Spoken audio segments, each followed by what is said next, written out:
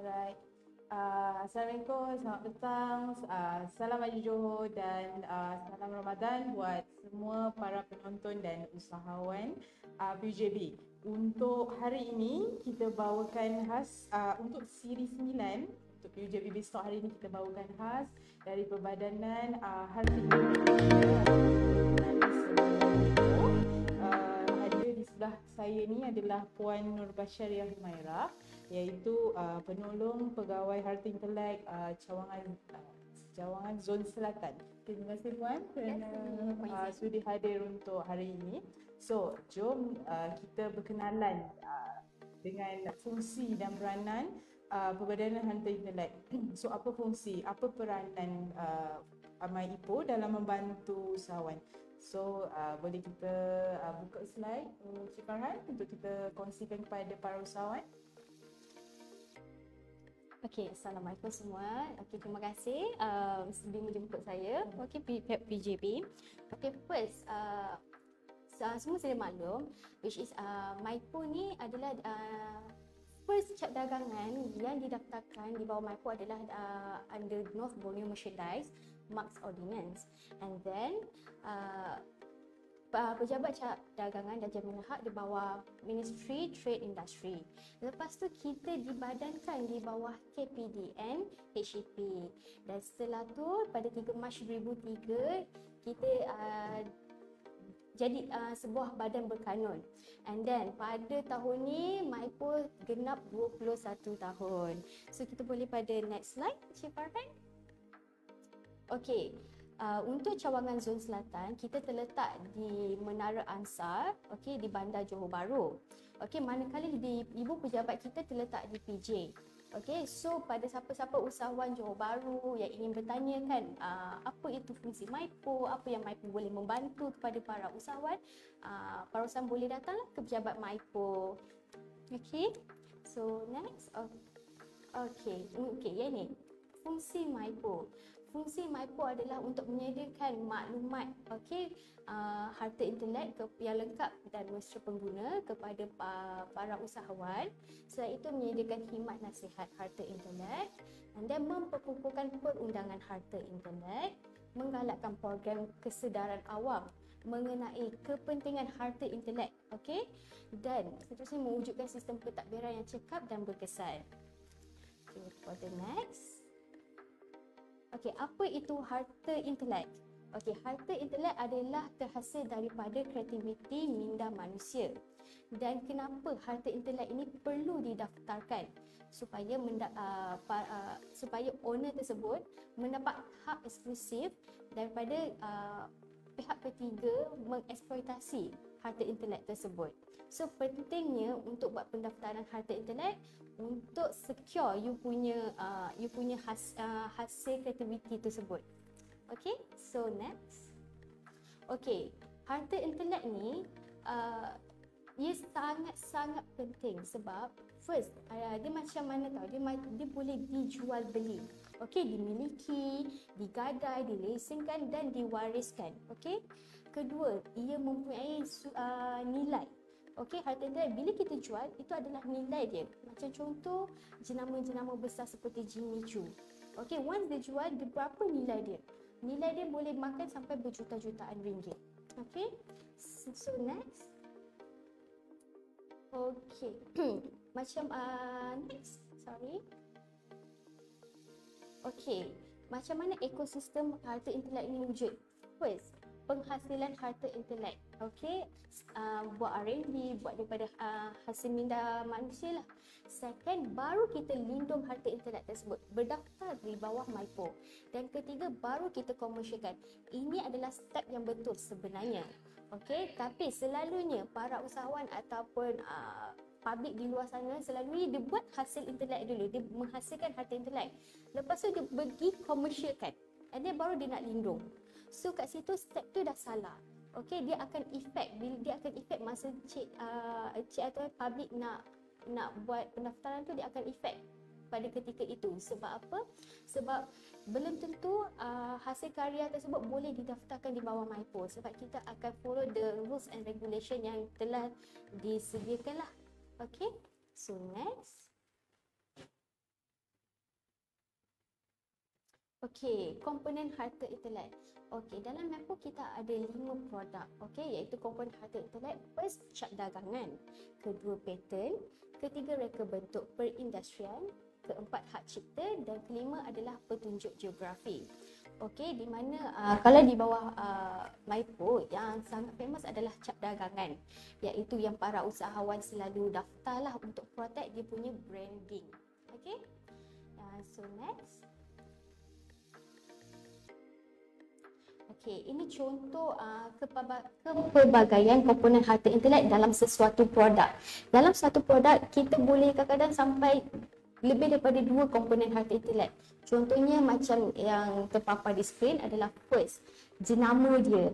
Jenama apa? Jenama Apple boleh didaftarkan di bawah cap dagangan.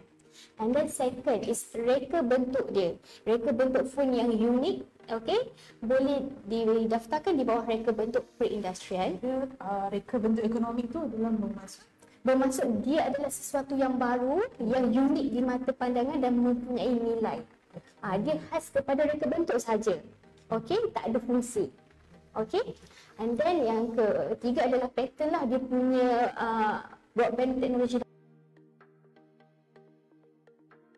Yang keempat adalah hak cipta, di mana kod program yang digunakan di dalam handphone tersebut.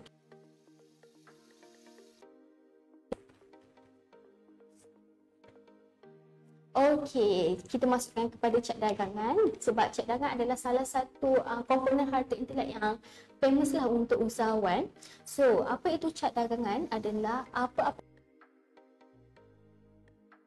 membezakan antara produk untuk membezakan perkhidmatan antara pengusaha dan pengusaha lain. Sebagai contoh, jenama spritzer dan cactus. Air sama, air mineral. Okey, Cik Bang Nizam, air mineral. So, apa yang membezakan yang air mineral ni adalah dia punya produk terhadap botol tu lah. Okey, jenama spritzer ada, cactus ada, apa lagi yang mahal tu? Jenama apa yang mahal tu? Lupa dah yang mahal. So itulah membezakan antara produk-produk punya cap dagangan, trademark tu. Okay, next. Setiap komponen tu penting lah sebenarnya. Ya, betul. Setiap komponen dia ada berbeza-beza fungsi dia, apa yang perlu didaftarkan. So kena betul-betul tahu komponen harta intelek ni, okay, ni bahagian apa yang kena daftar, macam tu. Okay, apa yang ni yang selalu orang confuse. Okey, selalu sangat orang confuse. Apa beza R dan apa beza TM? Okey, so kita boleh to the next slide. Okey, macam yang selalu nampakkan dekat luar selalu ada yang TM, ada R. Okey, yang membezakan TM dan R adalah TM ni merujuk kepada trademark. Okey, dia boleh guna, sesiapa boleh guna walaupun tidak berdaftar dengan MAPO dan tak ada dilindungi lah under undang-undang. Okey, dan manakala R pula, R stand for registered. Okey, di mana dia telah daftar dengan MAPO sehingga dapat sijil. Di mana status sampai registered baru dia layak menggunakan R tersebut. Okey, maknanya dia sah lah pemilikan secara eksklusif lah. Okey, so dan dia dilindungi di bawah undang-undang yang telah dalam tempoh yang telah ditetapkan. Okey, so let's say kalau suddenly somebody guna R tanpa berdaftar dengan MAPO boleh ambil tindakan lah kepada pemilik tersebut. Okey, sebab R tak boleh sebarang digunakan lah. Okey, itu perbezaan antara TM dan R. Okey, so next.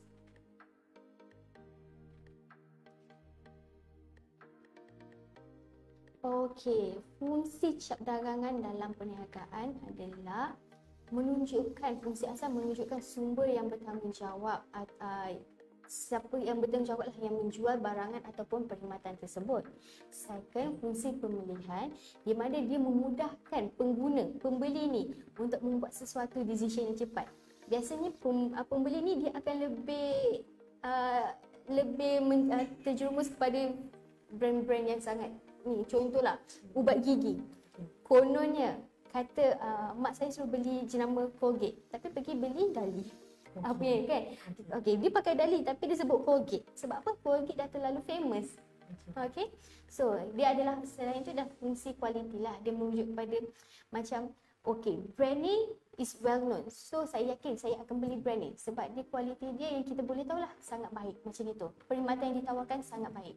So itu salah satu fungsi cap dagangan lah dalam perniagaan. And then next,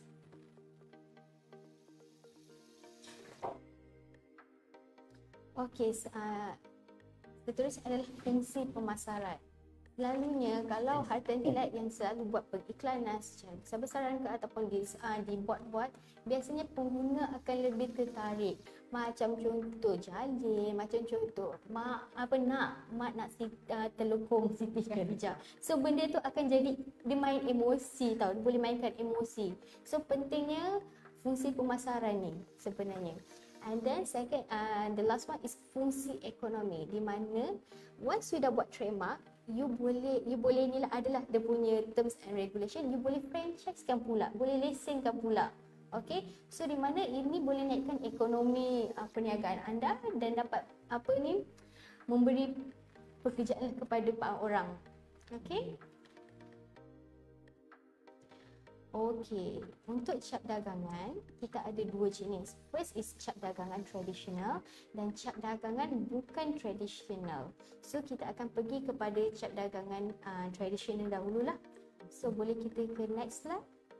Okey, ini contoh cap dagangan tradisional, di mana cap dagangan tradisional kita ada words, device tu adalah logo, and then stylized word.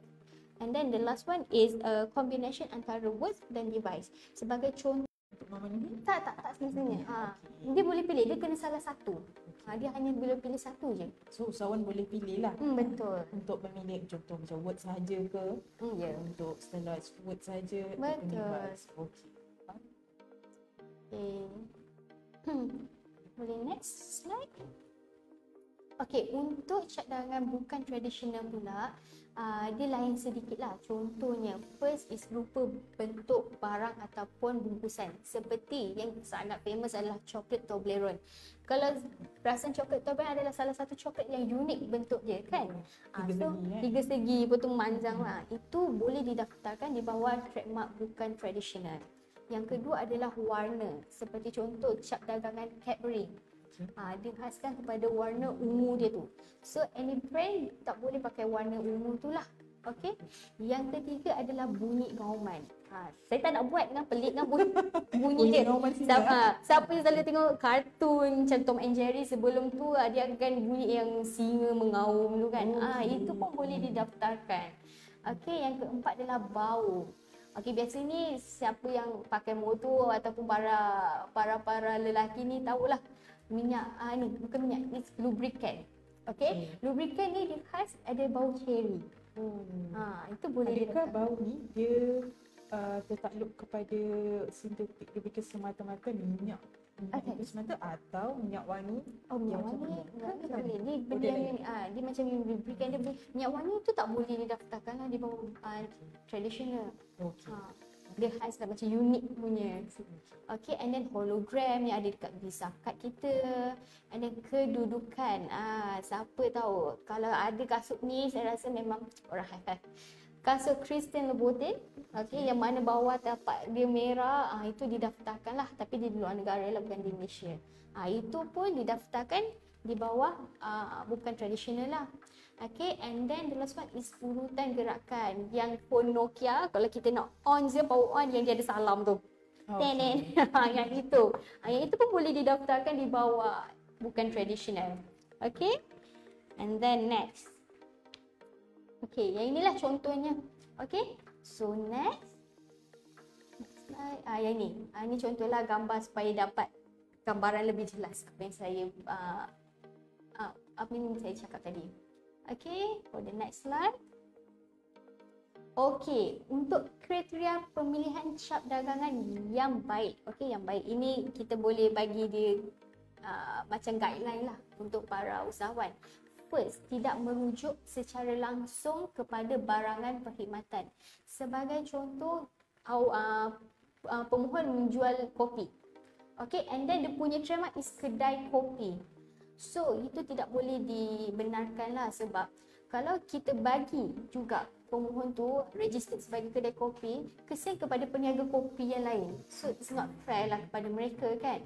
So apa yang boleh, contoh saya bagi jenama Apple. Okay, jenama Apple, apa dia jual? Barang elektronik lah, gadget kan. So dia tidak merujuk, betul? Tidak merujuk terus. So macam itulah yang lebih baik lah, lebih bagus. And then second is tidak merujuk kepada kualiti. Contoh sebagai mi sedap. Okay. Kualiti tu kualiti yang bagaimana? Macam contoh sedap, dia merujuk kepada produk tu. Makan Maggi kan, kan macam oh sedapnya Maggi ni kan. Tak boleh. Enak ke, cantik, kalau baju cantik. Maksudnya logo tu contoh enaknya pun tak boleh. Tak boleh. Apa-apa okay. yang merujuk kepada kualiti produk tersebut. Okey, macam contoh mi sedap ni 2 kali dia try mohon di Malaysia, tapi 2 kali kita terpaksa tolak lah. Okey. So yang ketiga adalah tidak merujuk kepada nama tempat. Okey, any nama tempat memang tidak boleh. Yang keempat, tidak sama ataupun tidak hampir menyerupai cadangan lain. Contoh yang ada is Starbucks coffee. And then versus dengan Starbucks. Tak sama tu, lepas tu kedeng dia punya kartun tu. Sedih saya tengok. Tu tidak boleh. Macam yang ada Faiza dan Faiz. Faiza memang dah berdaftar dengan kita. So Faiz dia nak masuk. So memang terpaksa ditolak lah.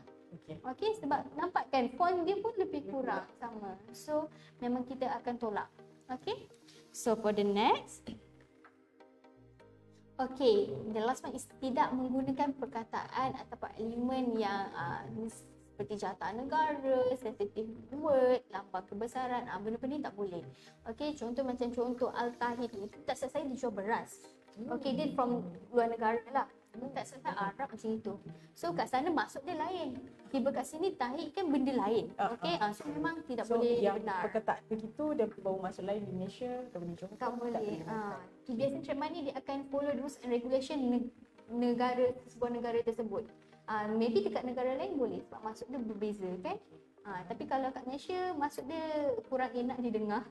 So tidak boleh lah. Okay, next.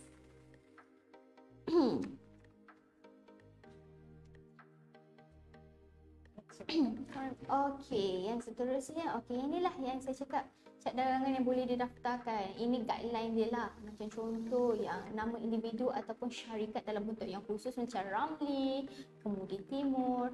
And then kalau nak tanda tangan pun boleh ditrademarkkan. Tapi yang boleh dibaca lah. Contoh macam Cadbury tu kan. And then lebih baik adalah perkataan yang dicipta sendiri. Okey, yang dicipta sendirilah. And then macam tadi saya cakap, tidak merujuk kepada perkhidmatan ataupun barangan tersebut. Dan tanda yang distinktif, iaitu tanda yang sendirilah yang dibuat. Macam Toyota kan, itu tanda yang logo yang dibuat sendiri. Macam tu. Okay, so next. Ini antara cadangan yang tidak boleh didaftarkan.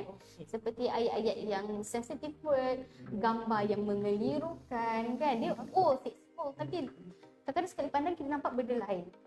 Betul. Okay, so yang boleh mengancam keselamatan negara, yang ada, Adibas dengan Adidas kan lebih kurang, and then logo pun hampir sama, betul?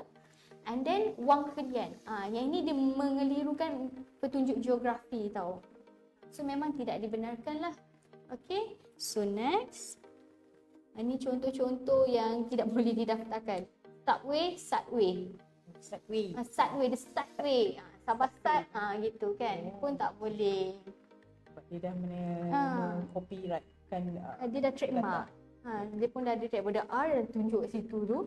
Memang tak boleh. Dalam jelas dan nyata dah. Betul. Okay, so next. Yang ni salah satu yang hampir similar lah. Okay. Ini memang tidak boleh juga. Okay, next. Okay. Ini kalau pelanggaran macam sekarang shell out nobody can use tau, sebab shell out ni dia dah didaftarkan.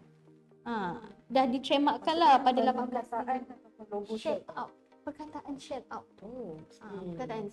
So siapa-siapa yang menggunakan macam nasi kak tu pun didaftarkan juga. So siapa-siapa yang menggunakan nama-nama yang telah ditrademarkkan, owner tu boleh ambil tindakan lah terhadap third party yang meniru yang ataupun hampir serupa lah penggunaan tu. Okay. And then next. Oh, tapi kalau macam owner nak ambil tindakan, dia ada dua cara lah. Satu menggunakan civil, sendirilah bayar macam tu. Satu lagi owner boleh buat aduan kepada KPDN lah. So nanti KPDN akan ambil tindakan. Bukan buat aduan di MyPo. MyPo hanya buat protection. Untuk apa-apa tindakan, peniruan ke apa, boleh buat aduan di KPDN ataupun secara civil. Okay? Okay, for the next. Yang ni contoh, FNN jual cat dagangan teapot. Nampak? Sebanyak 83.1 juta. So, cat dagangan ni sangat bernilai. Mana tahu one day, kita tak tahu kan, one day kita punya cat dagangan boleh boom, meletup. Nanti share lah sikit commission. Okay. So, kita jual kepada third party yang lain kan? Ya, betul. Kau tu nak ada trademark boleh mohon. Okay, next. Macam jenama Maggi. So, siapa perlu jenama Maggi ni? Okay, kita kadang-kadang boleh Maggi jenama lain tapi tetap akan sebut perkataan Maggi. Betul kan? Macam Colgate tadi tu. Kan, sangat famous. Berdiri dan well known. Contoh lagi satu, Jet Ski. Jet Ski ni sebenarnya adalah nama company tu tau. Okay, kalau betul-betul kan jet ski ni dia punya peralatan tu adalah nama dia adalah personal watercraft. Bukan nama jet ski tu adalah brand dia.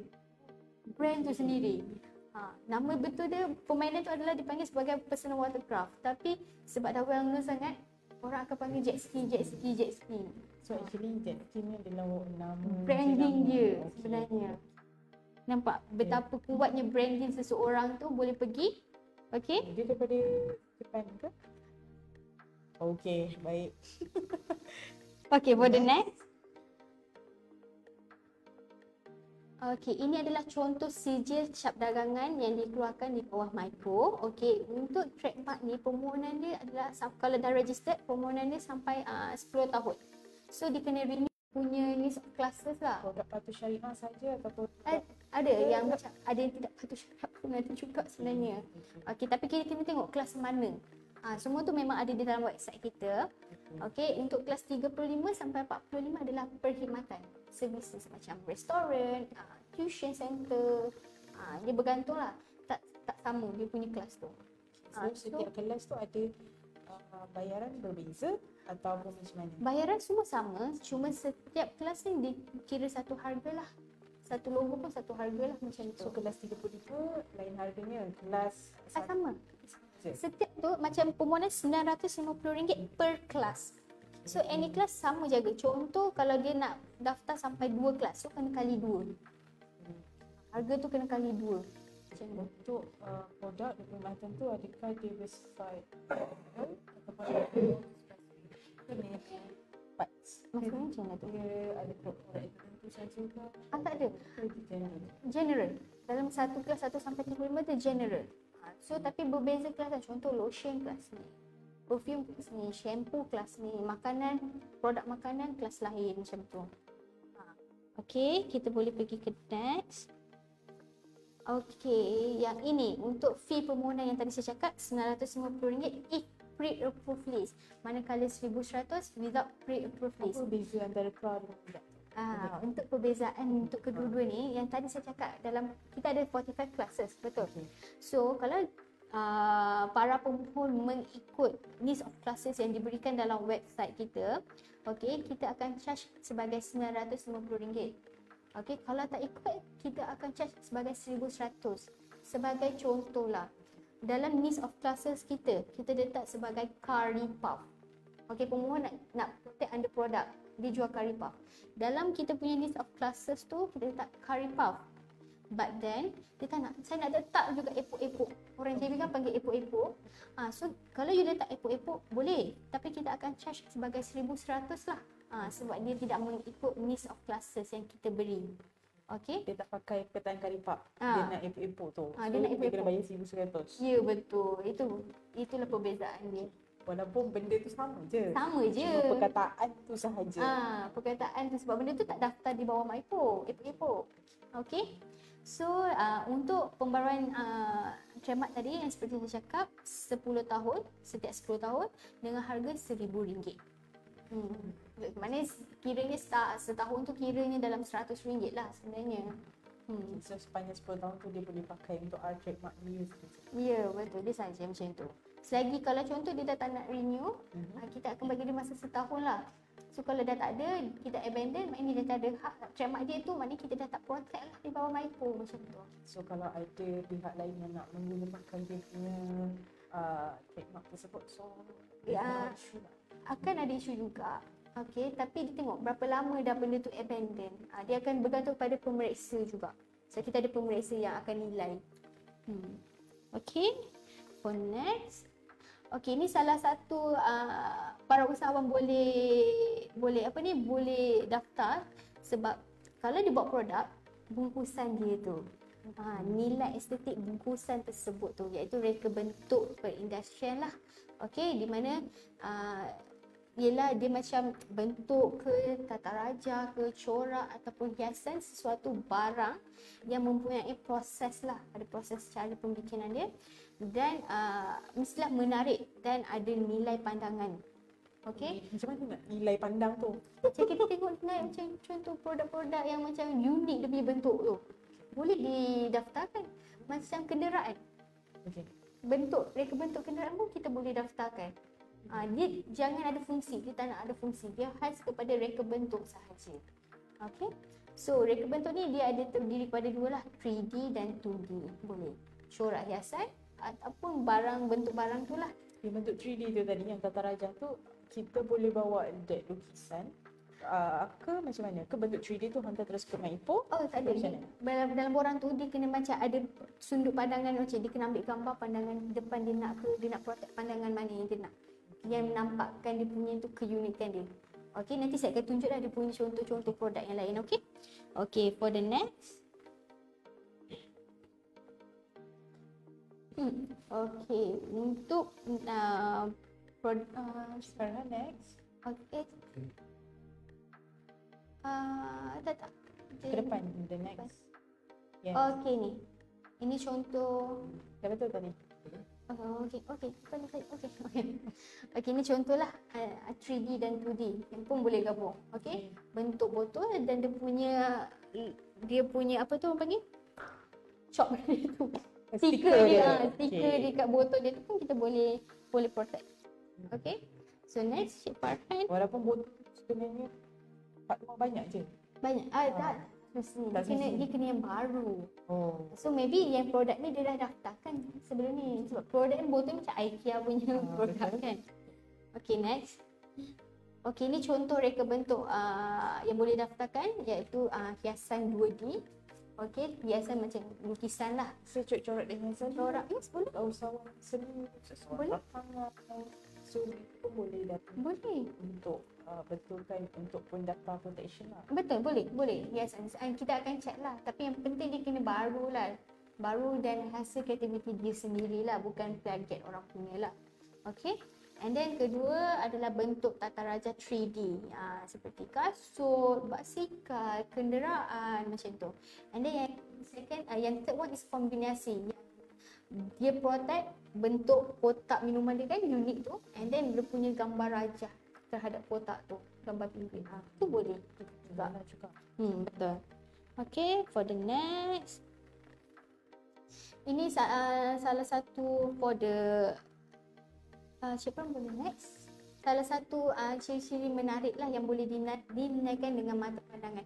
Dulu kan perfume creator kan botol je kan. So dia improvise lah balik kan, dijadikan sebagai kotak. And then salah satu next siapa kan? Salah satu minuman Costa. Kalau siapa selalu minum Costa, dia punya cawan kan unik kan, dia ada bentuk 3D. Kita boleh rasa dia punya keunikan alur-alur dia punya cawan tu. Itu pun boleh didaftarkan juga. Okay, next. Okay, ini contoh sebagai yang saya cakap tadi, kereta, basikal ini adalah bentuk 3D lah, grafik. Okay, mereka bentuk grafik, kasut, teapot. Okay, itu pun boleh didaftarkan. Okay, next.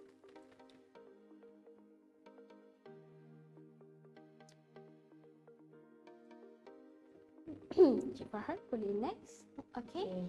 Yang ini reka bentuk perhiasan yang produk yang yang macam mana kita tahu produk ni dah boleh didaftarkan? Yang pertama adalah produk final. Okey, bukan lagi prototype ataupun bukan lagi yang nak diubah-ubah, memang kena final.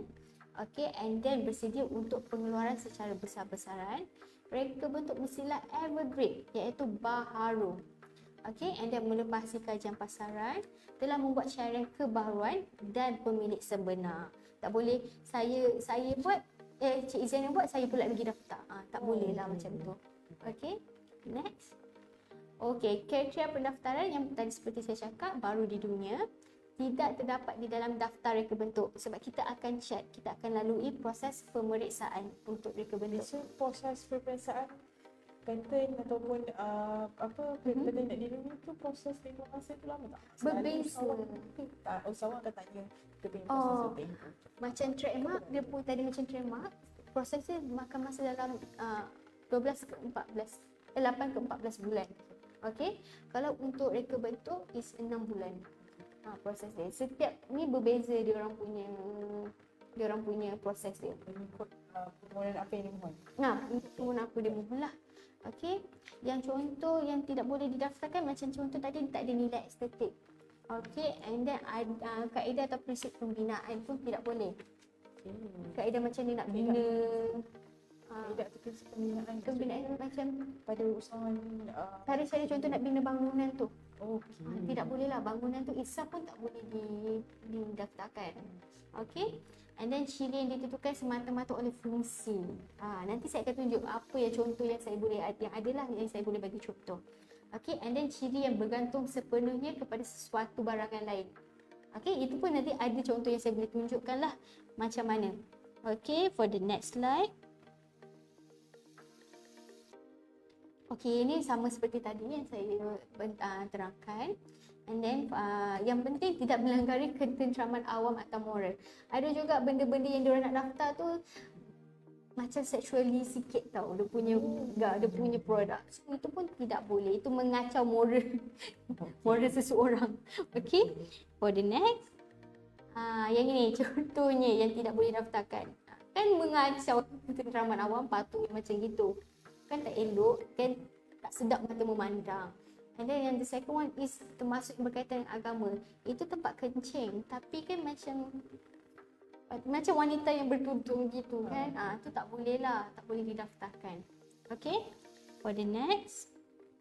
Yang ini yang saya cakap tadi, kaedah pembangunan. Sekejap ya.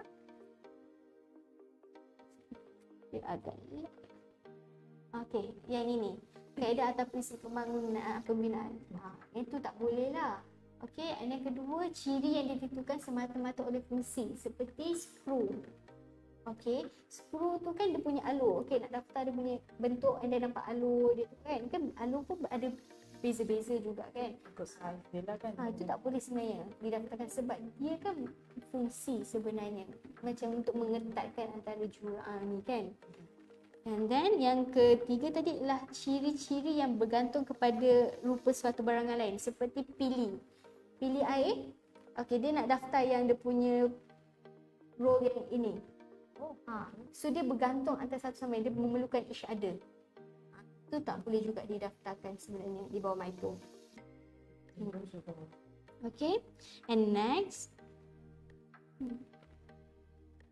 Yang keempat, kita go ini perbezaan dari segi butiran atau ciri tidak material atau tidak ketara di mana contoh dia nak daftar reka bentuk pensel tersebut bahagian depan tu Okey, pensel tu once lama-lama kita akan korek dia jadi pendek. So dia maknanya kejadian asal dia tu dah tak sama dengan kejadian asal dia. Dia mesti benda-benda kejadian asal. Dia ada perubahan. So ini dah membuat satu perubahan yang lain. So tidak boleh didaftarkan lah benda-benda yang macam ini. Okey, and then yang kelima, ciri-ciri barangan yang tidak mempunyai nilai. Macam kotak, tin, kan benda tu normal, it's normal thing. So macam tak ada nilai yang kita nak daftarkan tu. Okey, so kalau nak daftar, mesti buat something yang ada creativity lah. Yang ada nilai yang sedap mata memandang, yang unik, yang saya rasa wow, impress gitu. Okey. Next, contoh ni macam apa dia nak daftar ABC macam itu. So once you buat ABC, tak semesti setiap hari you buat, setiap kali you buat ABC benda yang sama. Okey, jagung kat sini kan. So jagung kan akan berubah. Bentuk dia berubah kan. So tidak boleh. So kalau nak daftar reka bentuk, buat yang macam aiskrim yang macam mainan tu. Okey. Yang sebelah dia tu. Yes, itu boleh didaftarkan di bawah Kalau reka aiskrim bentuk. yang macam dalam kartun ke? Yes, yang kartun tu. Dia janji dia static je. Benda tu tak akan berubah. Okay, once you buat pun benda yang sama. Dia tak akan berubah-ubah. Okay. And then next slide. Okay, alam semula jadi ataupun haiwan. Yang macam gini, kita tak boleh tiru bulat-bulat macam mana haiwan semula jadi. Okay, so apa yang boleh, kita buat lagi unik sikit bentuk dia. Kan menarik tu kan. Macam kita orang besar pun excited sebenarnya nak beli. Okay, so the better one is kita buat yang okey punya, yang bahagian okey tu. Itu boleh daftarkan. Okay, so for the next slide. So kalau ada usahawan yang buat permainan yang copy benda tu and then nak dipatentkan, so boleh lah. Boleh, kita boleh buat under reka bentuk. Janji jangan bulat-bulat ikut binatang tersebut. Buat unik sikit lah. Walaupun dia macam cacar merampau kan. So actually contoh kalau ada usahawan yang melukis, so dia nak copy, dia nak patentkan lukisan, contoh lukisan harimau tersebut, adakah boleh atau tidak? Lukisan ke ataupun macam patung tu?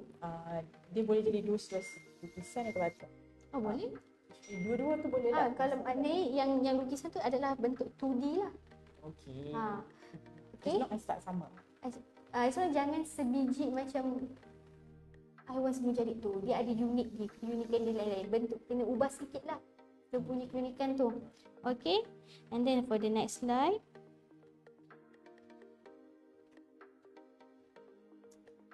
Okay.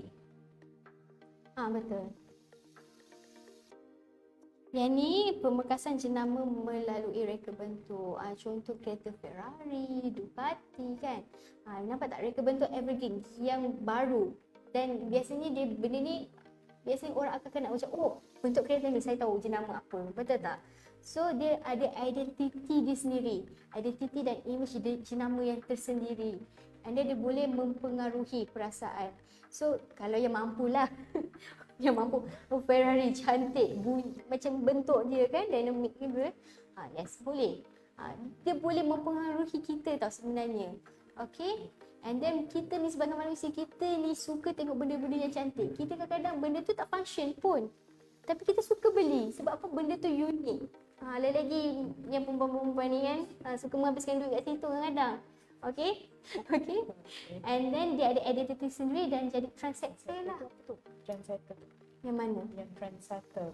Dia tersendiri. Maknanya dia macam mempengaruhi orang. Lepas tu nanti kan orang nak copycat. Tapi untuk reka bentuk ni, dia punya pemilikan ni selama 5 tahun. Dia 5 years. Macam tu kalau dia nak renew. Okay. So next. Okay. Puan, jenama apa? Saya tanya. Jenama apa tu? Vacuum tradisional. Kalau Cik Fahim tu jenama apa ni? Dyson. Salah. Jenama ni orang mahal. Vacuum dia je dah berapa ribu. Nangis kalau beli. Beli satu ni. Famous memang ni biasa sebab nampak keunikan vacuum dia tu. So macam siapa yang suka membeli barang rumah ke apa, dia akan tahu jenama Dyson. Usahawan lain tak boleh tiru dia punya betul. Pattern dan dia punya reka bentuk dia tu. Dia dah daftarkan. Okay, macam air purifier dia. Macam kita tengok Korea macam ni kan. So Dyson punya air purifier macam gitu. Dia punya. Okay. So next, benda ni boleh mempengaruhi kita tau untuk kita beli. Walaupun duit dalam bank tu kan, balance tinggal RM1 tapi tetap nak beli kak. Tak faham. Okay, hari ni penjenamaan melalui reka bentuk lah, pembungkusan. Okay, kalau contohlah saya pergi arena, saya nak beli, saya beli kopok leko ni, sedap. Okay, tiba saya nak pergi lagi, saya dah tak tahu mana satu kopok leko yang saya beli. Sebab dia punya packaging tak ada. Okay, so itu yang pentingnya packaging untuk sesuatu produk kepada usahawan. Yang membandingkan antara mereka punya produk dan produk orang lain. So nanti, lah saya kalau dapat untuk sedap. So para usahawan, upgrade you punya business. Okay. Next. Okey, penjamaan melalui reka bentuk. Sebagai contoh, kalau madu tualang kan dulu kan botol dia yang tutup kuning. Apa dia itu madu.